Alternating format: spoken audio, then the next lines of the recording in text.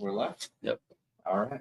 Well, we didn't tell anyone we were going live today, but we decided to have an impromptu conversation, kind of a debrief. That's how crazy last week was in the event and everything. So we got the core KFA team here to kind of have a conversation. We were going to chat anyways today, kind of go through the day of what went right, what went wrong, and everything leading up to it. Figured why not just film it and let you guys in on the conversation that has been a very frequent conversation behind the scenes, but I think we're going to start trying to pull the curtain back a little bit more. So yeah. So let's go back to kind of the beginning of this whole thing. So we obviously threw our first event kind of on a whim, and then we decided we wanted to continue going with that and throw some quarterlies. I don't know how detailed you want to get into it. Yeah. Yeah. I mean, I think we've talked about that story a little bit at this point now, but 58 days through that first event. I think none of us had any plans to keep doing that, especially through how ridiculous that was, but it was really fun and the feedback was incredible. Yeah. I think we tasted a little bit of that momentum and what that can do for us and the feedback that the community had given us.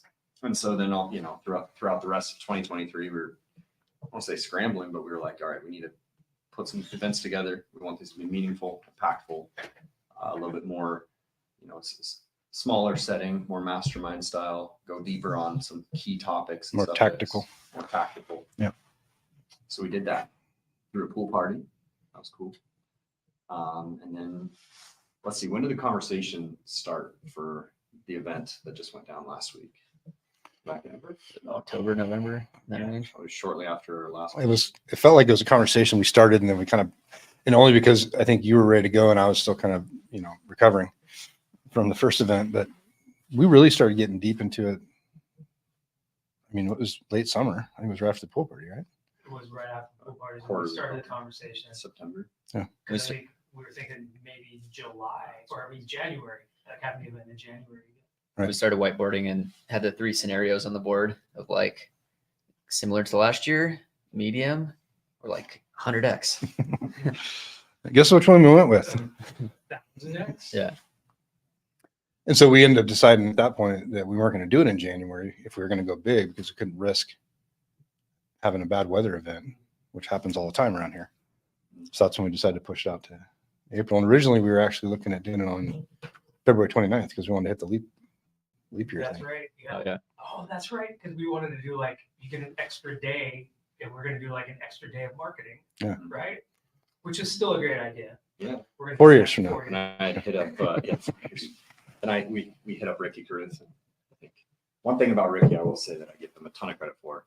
A dude will reply to you in a couple minutes. It's pretty awesome. But he replied right back and was like, yeah, sorry. Someone else already had the genius idea and he's busy speaking in New York.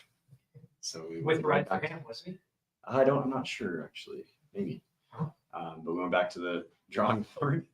And then, we were talking to pretty much the only 2 venues that could hold this kind of capacity in town, the Hilton and Alienate.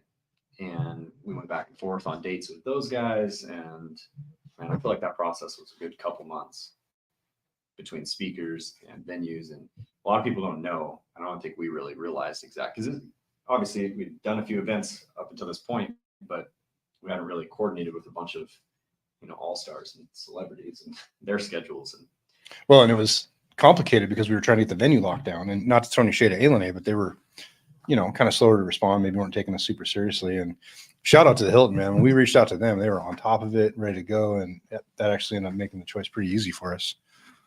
But then it was, like you said, it was a matter of trying to coordinate the event space and the speakers. All of them wanted us to sign contracts and write checks right away. But it's like, hold on, we got to coordinate all this stuff, make sure they can be available and you're available. And so that did take a while. We were only 4 months out at that point.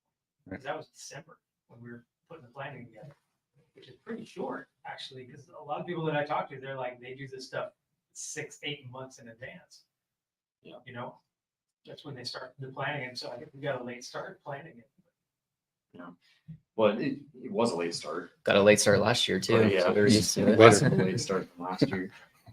And I think we should back up too, because originally, I've been talking, I think since probably the beginning of this conversation, talking to Ricky Caruth. We knew that, we knew he was going to be there. We wanted him there. And we were sitting around this table, and I don't remember how it came about, but I think we were just joking around. But like, I wonder if we could land Ryan Serhant.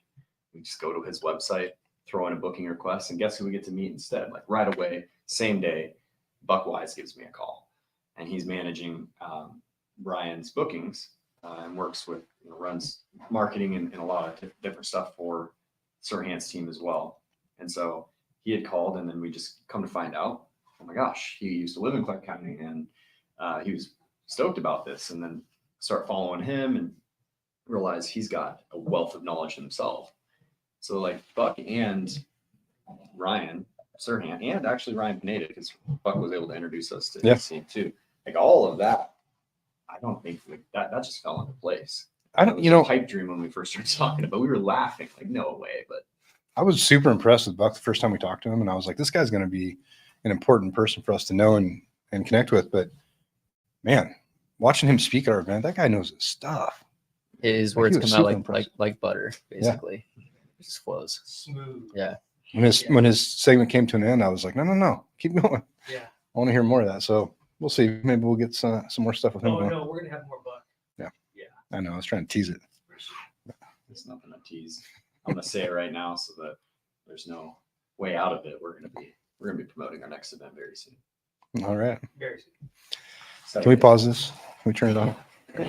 So I know how the Serhant conversation came about, because we were looking at most influential people in real estate. We were looking at a website, and like number one was Ryan Serhant. I think Ricky Caruth was on there like 3 or 4 or something like that. I think he was right around there. We're like wow. Like, I remember going, what if we could get Ryan Serhant to come?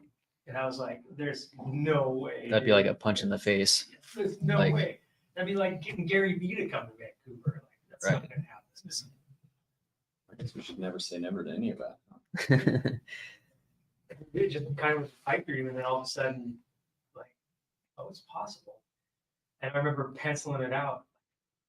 Okay, what would the tickets cost if we were doing this and X, Y, Z? And we're trying to keep the ticket prices down. I remember trying to keep the ticket prices manageable for people who could, come. Didn't have to fly away, but So we end up settling on the lineup.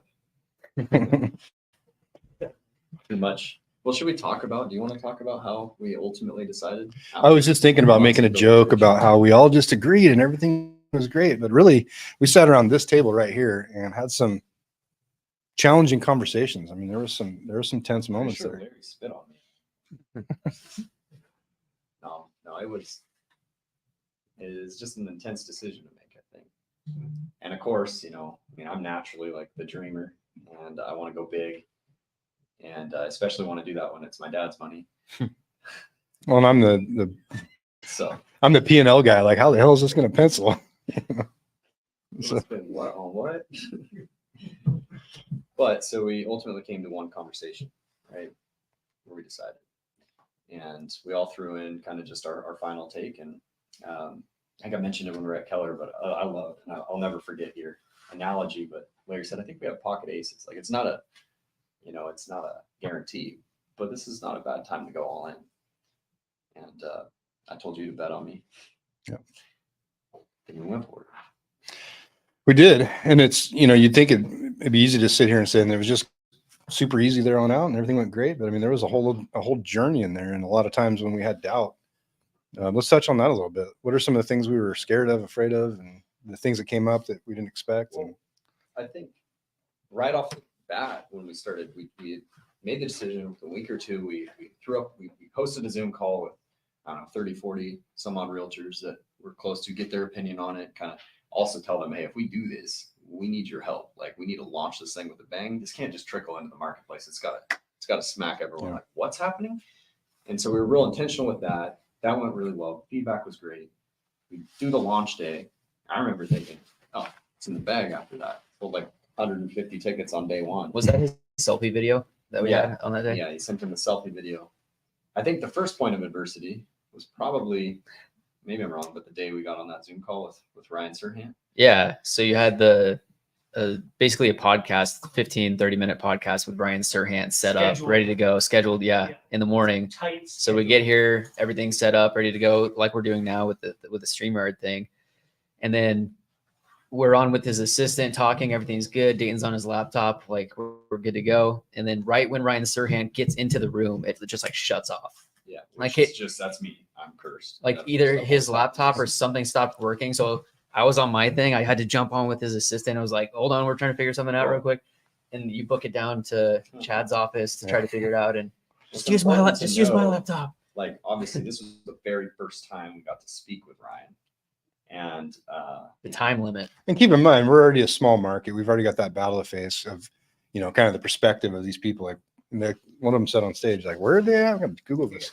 The coup. And then we can't get our technology to work. right. It's like, Well, oh man. And just following Ryan and reading his books and stuff like that. If you've devoured his content before, you've probably heard him say that he has 10,000 hours. That's how he schedules his stuff out every year based on hours. And he's very meticulous with that planning. So the whole time we're just thinking like, oh my gosh, we just wasted a few of his minutes. Like, we're freaking out, thinking we might have to can this opportunity, which, it's great content we didn't want to miss out on. And so we scrambled and just used my laptop and ended up working out. But that was one of the most stressful moments of my life. We have this opportunity with Ryan Serhant and then, figure it out. It's a really interesting thing to go through those hiccups. And, this is actually a good parallel because the day of the actual event, I mean, I'm looking back at some of this footage. I'm like, oh man, wouldn't be surprised if a lot of people saw the panic on my face at some points there.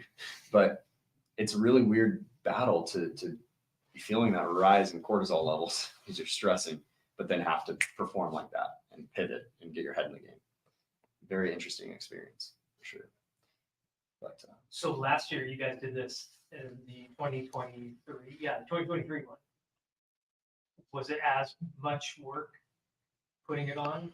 Or I think so. was it exponentially more putting this one on compared to the last one? I think last year I worked harder than I did this year by a little bit. I think Dayton worked harder this year than last year, just kind of how the chips fell. But last year it was like we had to create the slideshow and we did all the graphics and we did all the, we made the entire thing. And, we had his wife, Lacey, run the slideshow from behind the scenes. And this year we delegated a lot of it out, which is one of my doubts and fears. And, but to go bigger, you got to delegate, and that's something that's hard sometimes. But And so we also had, Yeah. obviously you were running all the marketing on that end of things, which took a ton off of our plate and leveled us up to a more professional level too at the same time. We had some outside video help as well, helping Connor with some. I mean, he still did a ton of videos, all the sponsor videos, everything. But I think also just the element of knowing a little bit more what to expect. With most of the stuff, but we also layered on a lot. That Exactly. we didn't know what. there's a ton more work to do this year because we did so much more. And we wanted to go from, this is our first time, let's do our best, which we did a great job. But now we got to get to, production level quality or whatever you want to call it, because we're bringing in these all-stars. it was a huge step. Yeah. Like I remember whiteboarding and like, okay, if we just make one step up, and like we went like 10 steps up. And then we start changing the budget. Like, we can't do this with the AV. We got to go here. Then we have a caller live, Don Bodine on the phone. You're live on. Oh, I'm good. We're live streaming right now. You're on. You're on my mic. Yeah, you're on our Facebook page.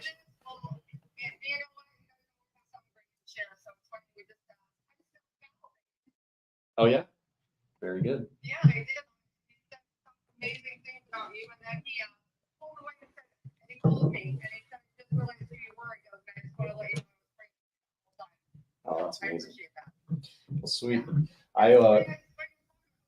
We are debriefing our event. What feedback do you got? Real quick, and then I'll probably let you go.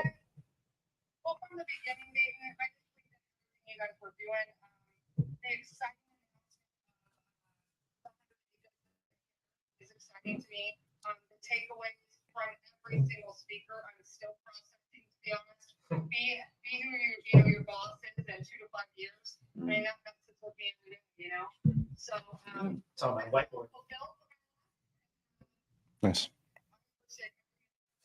Amazing. Well, we love you. I'll let me give you a call back here once we pop off here. Love you guys. Bye. You Love too. you too. Bye. So circling back to the fear and First doubt, live call. I think, yeah, I think most of our fear and First doubt time caller, long time. was around the ticket sales, right? I mean, that's kind of the thing we Stressing? talked about. Yeah, and the fear. So we're kind of talking about fear and doubt before we jump into the next section. But we had that first bump, that initial rush of ticket sales, which we were hoping for and expecting. Yeah. And obviously, we gave all of the 100 early bird tickets. Yeah. that turned into 200, I think. yeah, something like that. I mean, we gave all the KFA club members first access and discount and all that, but then after that, it kind of flatlined, and we were all just like, we knew from everything we've studied and whatever that there's a sort of a pattern to this, but it doesn't make it any easier. And that's probably why Buck helped out a lot also with that process. And he left the voice notes a lot of days saying, hey, you should probably try this, or this is normal. Super helpful. Yeah. Mhm. But then the marketing you guys are putting out, a lot of times I think we were like hoping we'd put something out and then see a bunch of sales, but it was really more of a stacking effect of just continuing to see it and see it and see it and see Compound it. effect. Yeah, there you go. You're not going to be able to get away from our marketing because it's everywhere. Well, and I've also talked to some people, and I don't think I've really heard this feedback from anybody that's been to our events, but I understand from the outside perspective, they've only seen KFA on Facebook or Instagram, that it can be annoying. I'll be honest, So it's if working. you were there, by the way, you heard, do you think Sirhan maybe came off annoying in some of that follow up and those stories he was talking about? Because it's just relentless. And for us, our biggest fear was that we would hear from somebody after the event, like, well, I wish I I would have didn't know known any. about that. Right. Yeah. And we weren't going to risk Which we that. got a lot the first year. Yeah. We had a ton of that the first year. It was a ton of FOMO, a ton of, I wish I would have known. How come I didn't hear about this sooner? And so relentless. I like that. And I had a lot of people come up to me at the event saying, I saw your marketing anywhere. I was trying to draw that line of like not being overwhelming and annoying, but still, making like, hey, this event's coming up. And we had countdown images and getting the sponsors involved and everything. So you're trying to walk that line is tricky because you want people to come, you want people to buy tickets, but you don't want to annoy the crap out of somebody to the point where they like block your ad because they don't want to see you anymore. Oh, we had some people block us for sure. Oh yeah. Like, And the unsubscribe. But at the rate same on email time, marketing I is hope great. through the event and just we'll continue to prove over and over that we're very genuine about how much we want to help. And we knew that going in. We were very confident in our intentions, and we knew what these people were going to bring to the stage. And so, well, I wouldn't even say we fully knew. We thought we knew, but we were just really, really wanting to make sure that people would get in that room. We started ticket sales at $77. Like, that's crazy. That'd Less be than $700 less if you went to than a- Vegas for that. Right. Yeah. plus flights and hotel. Yeah. Yeah. And so, yeah, I think that we were just real passionate about that and getting those seats filled, of course, and just making sure that anyone who wanted an opportunity would be able to have a chance to get in and not have to pay an arm and a leg for it. And also going back real quick, with last year's event, we had my smaller camera as the main camera basically and some stationary. So that's what we had for the marketing for this year. And then we had to pull from YouTube, from clips of of these guys speaking at other places. But like all of this is worth it and going to be worth it because we invested in the media and all that stuff on this event too. Yeah. Now we have the highest quality stuff that you could possibly have. And it's going to be like the highest quality clips, impactful information, and we'll have that the entire year. So what he's saying is we have higher quality video and imaging and a lot more of it. So next year we should be ready if you thought this was a lot. Yeah, We were right. annoyed by our marketing Right. last year. Just wait. I think, through all this too, through marketing the event and everything else, I think every single one of us understands the content game a lot better than I did going in. I thought I knew content pretty well going in. True. After this, I'm like, oh, okay, now I get it. I have a deeper understanding of how to use the content, or how to use the new content that we got. With the connections we have, Yeah. we're at the doorstep of actually learning how to really utilize it. Well, not only that, but these people that you're talking about, I think it's the same people I'm talking about. They saw what we've done with what we had, and they're so impressed that they want to come help us take it to even the next level. And so that's super exciting. The opportunities that are opening up for us, the doors that are opening, the people that are seeing what we're doing, not us, but KFA as a whole, this entire community.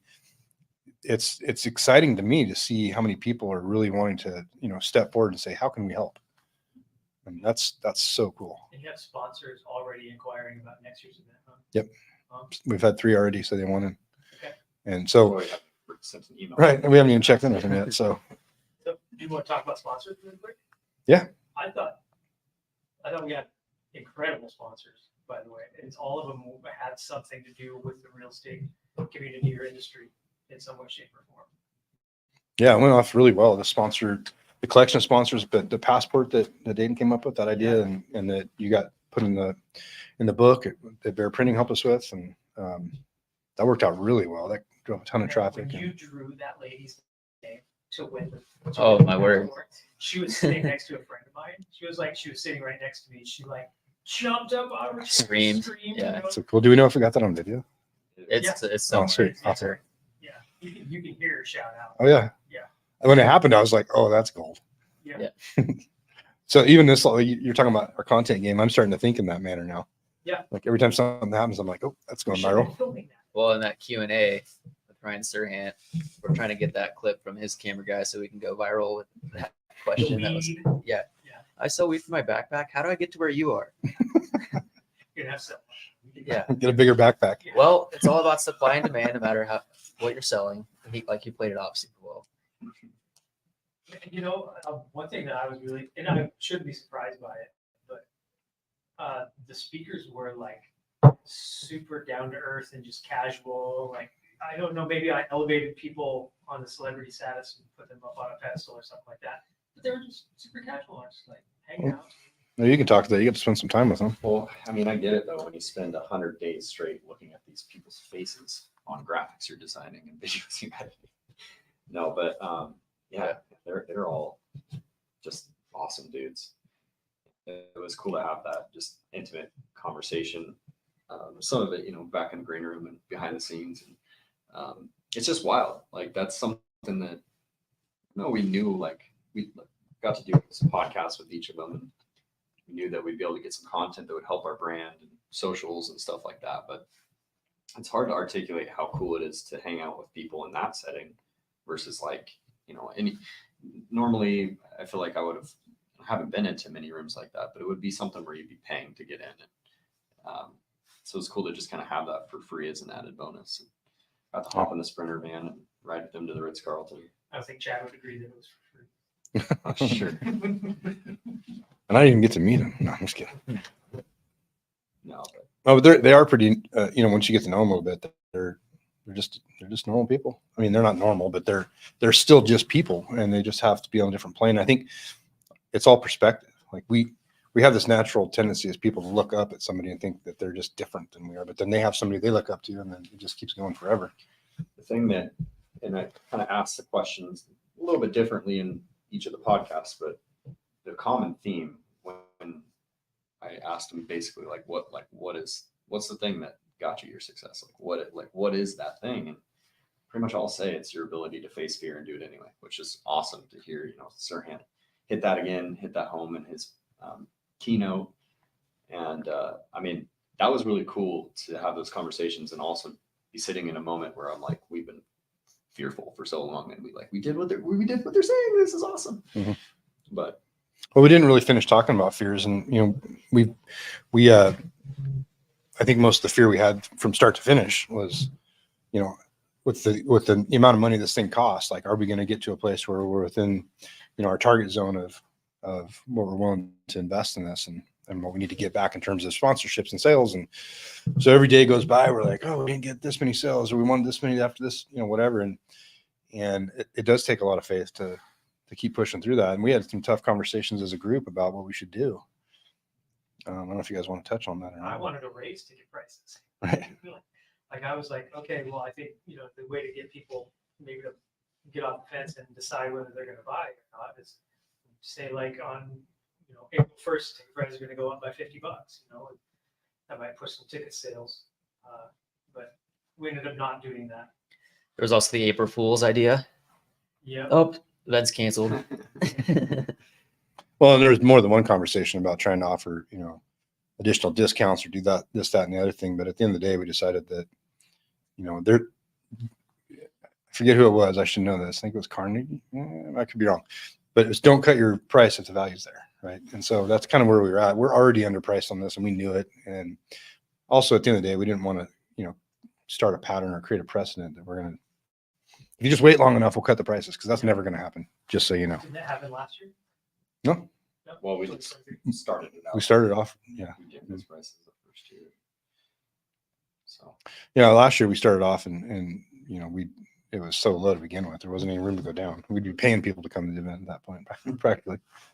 But yeah. And, you know, what's great about, I think what happened with this event is like we put on the event that we wanted to attend.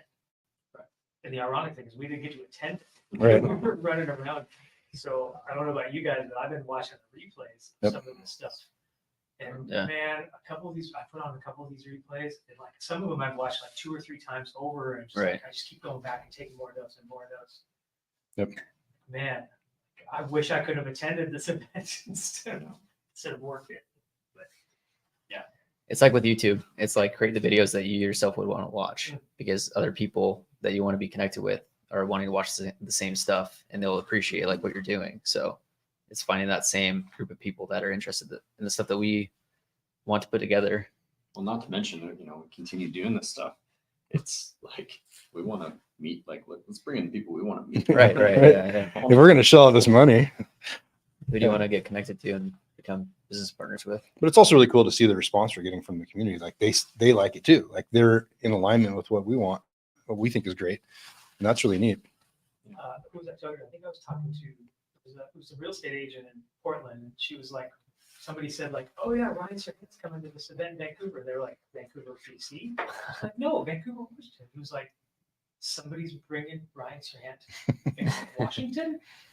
You know, so I think that was kind of not to dig at Portland or anything. I think Ricky said it when he got on stage. He was like, yeah, I spent some time in Portland and then I came over here to Vancouver. What a difference a river makes. Yeah. The cheer from the crowd. You could tell all the Vancouver people in the crowd were like, yeah. The people in Portland were like, oh. Isn't it weird how we have that divide between us? Like that shit, like It might as well be a wall. Yeah. I hope we can break that down. Like, I don't know.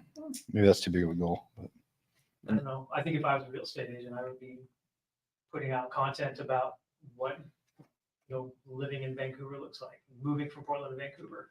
I've pitched that idea to probably 50 real estate agents. I don't know if any of them have actually taken me up on it. And then that developer panel, hearing the fundamental reasons on why certain things are happening in the future of Clark County and why things are so bullish on the future of Clark County.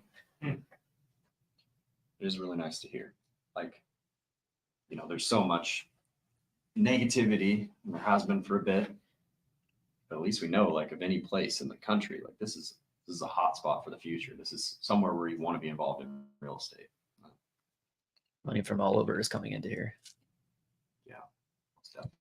I think I need to watch Buck Wiseman, again. yeah, we need to get him back for some more stuff. So I got 2 more things on my list here. Let's talk about some of the things that went wrong. Ooh, that's Day uncomfortable. of or leading up? I'd say all the way along. I mean, Connor mentioned the snafu we had with Sirhan's thing. I think the launch day that we had with our group, we had an issue with our Oh yeah. Website. the website wasn't Yeah. working and That's like a because 404 error. I couldn't get on the your Zoom. tech guy, I couldn't get on the launch. screwed something up. And I had the website ready to launch, and all you had to do was like hit a button, and like this website's not live, and this one is. But I didn't understand that there's 2 places you had to go and change But that. like you felt that pressure then, like it's so crazy I too. was getting like text messages Well, like, yeah. hey, events 404, I'm trying to buy a ticket, events 404, and Yeah. the web page is 404. And I was like, hang tight. We implemented Go High Level this time. So, I mean, that's one thing that worked really, really well is like we have a platform that can do all this marketing, text message marketing. Text message marketing was killer, by the way. I think that's Yeah. what I took away from it. I'm just glad we didn't have any audio visual issues the day of. Yeah. Obviously, everybody saw that. Introducing the biggest speaker we've ever had in the city. There was a little snafu, I remember, because we were sending out email marketing and somebody replied and was like, this looks like a lot of dudes. And we were like, we don't have any women on the panel. We just hadn't released it yet. We hadn't Yeah. released it yet. So like the first 5 speakers that we released were all men. We're like, well, Yeah. you know, Never let's occurred to me do- to think yeah. about the order of which we announce So people, let's add some females, you know, announce those next instead, you know. Right. Yeah, I mean, that is what it is. I had a couple people send emails about that, complaining about that. And I'm like, well, one, just wait for the rest of the lineup. There's certainly women involved in this. And two, I would send them an article to our Rising Stars event that was like Yeah. all women that we spoke to. But it's like, hey, that's not what we're trying to do here. We're just trying to put the key people that we think The are making Rising a Stars. difference rate. It was all women and based on the event. lucky guy. So then we had the issue with the Wi-Fi, which we didn't expect to be an issue because all the times we'd gone there, it's like we have full bars, full service, Yeah, the everything's good. UAV jammer in there. Something. I don't know, man. Because when they gave me the original quote for that, I was like, oh, hell no. But then our first break, we just had the mass exodus. And I'm like, all right, go find me the AV guy. Let's have a conversation. Yep. So next year, maybe we'll have somebody sponsor the email or the Wi-Fi. There you go. Say like Wi-Fi is sponsored by XYZ. That's a good idea. Make the password their company name. There you go. Do you know if the Moto Center has Wi-Fi built in? You might need them. To go any bigger. If there's anybody out there who'd like to invest in future events, Wi-Fi. Two dudes show up with their own Wi-Fi router. there you go. Yeah.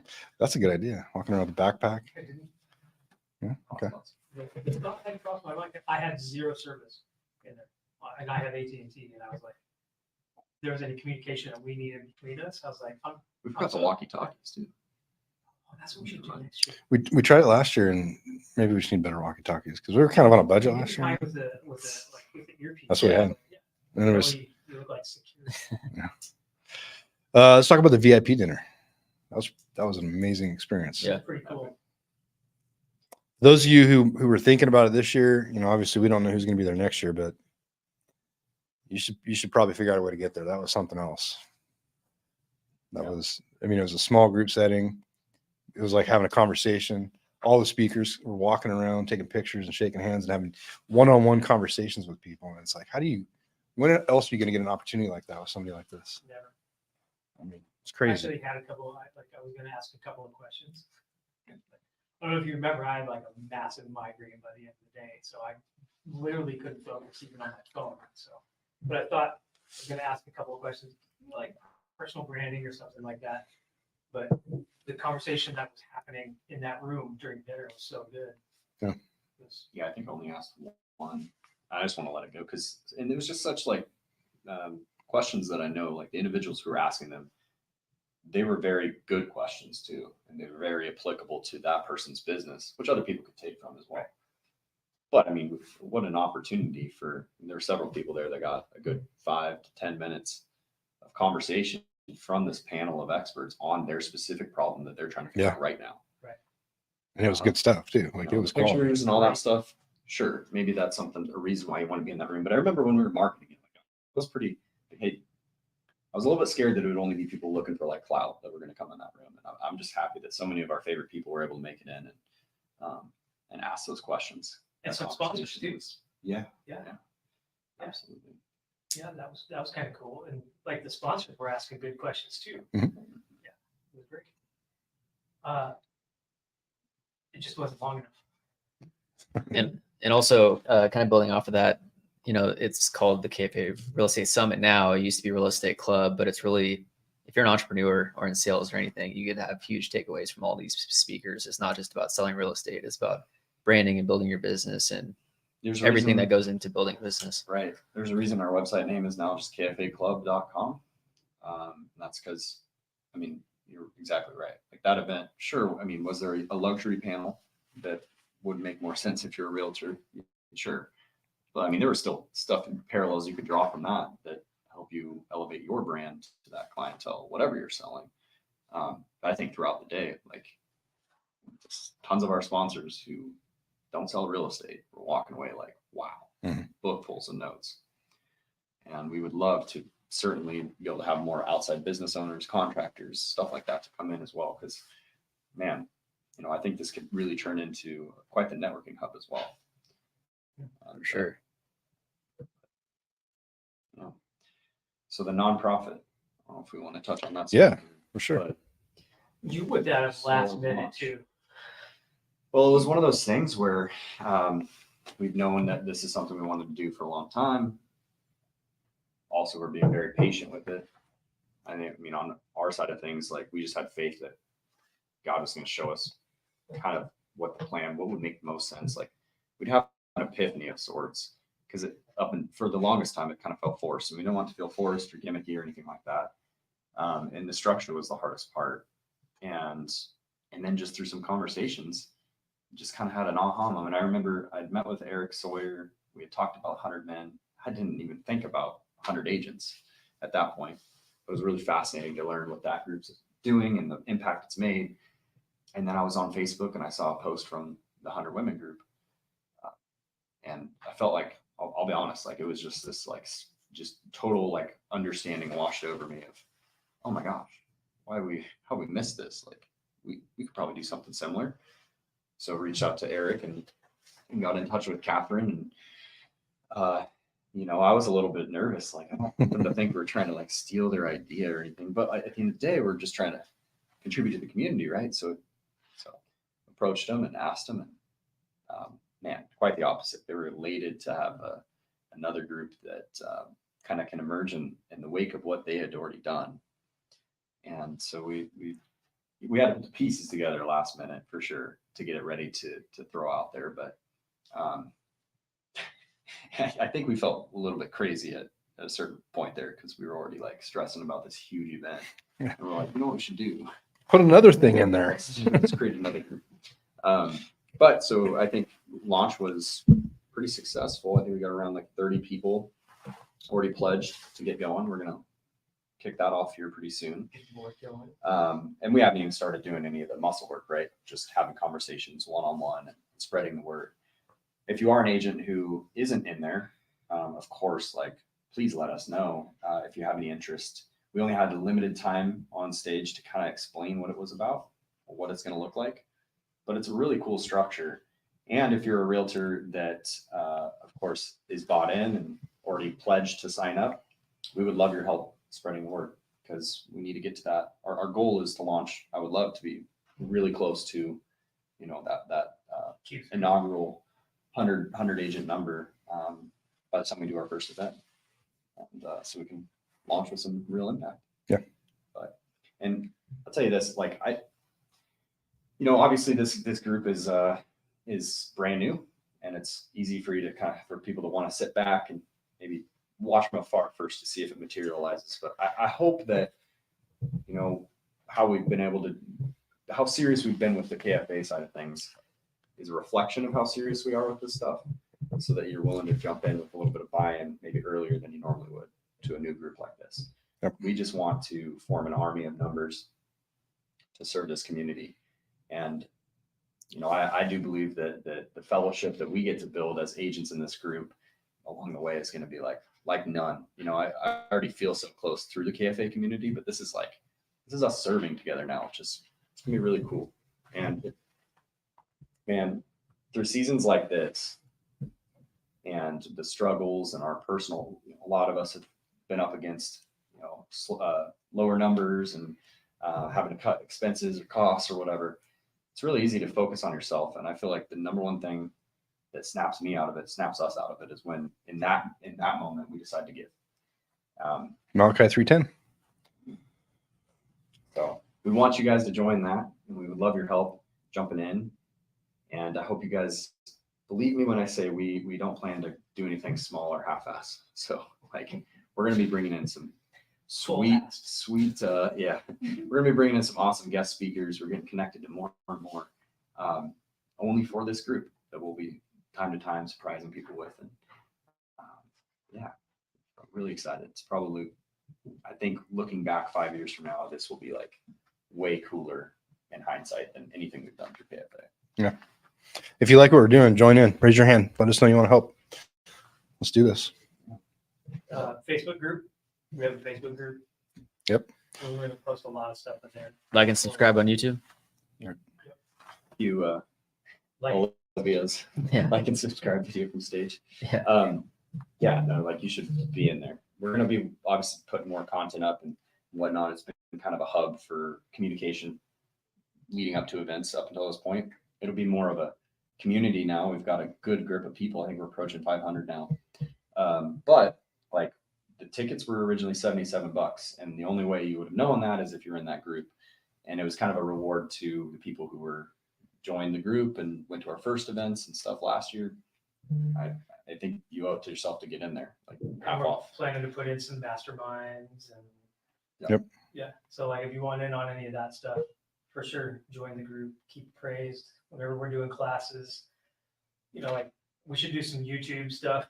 That's the other thing too. Every single speaker that was on stage said something about YouTube. Mhm. Like There's common threads. Well, once you understand why YouTube is so important, because Google's the number one search engine, YouTube is too. Like once you realize the actual reasoning for utilizing YouTube, you'll put all of your eggs in that basket and focus on that because the opportunity is endless there. and hearing Pineda say that too. And no matter how saturated the market is, you can create your own path.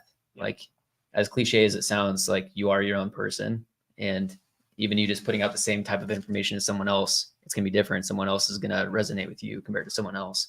So just do it. Yeah. So yeah, Facebook group, more masterminds, coaching coming soon too. Mhm. Yeah. Eventually, big things. Absolutely. What's planned for 2025 KFA Summit? Should I start working on the logo now? TBD. We got some ideas. We got some things brewing. Well, I'll interject here. It will probably depend on if any of you guys actually send this man some loans. Okay. If we can make some money from this and it's not just a total risk for us, we'll probably be able to scale a little bit faster. But we don't So- plan on stopping. So if everybody sends us a loan, we can get Gary Vee. That's- Eh, That'd be. better run that by Ken Perry real quick. Yeah. Oh. And with that, Hey, KFA. That's all I know how to say. all right.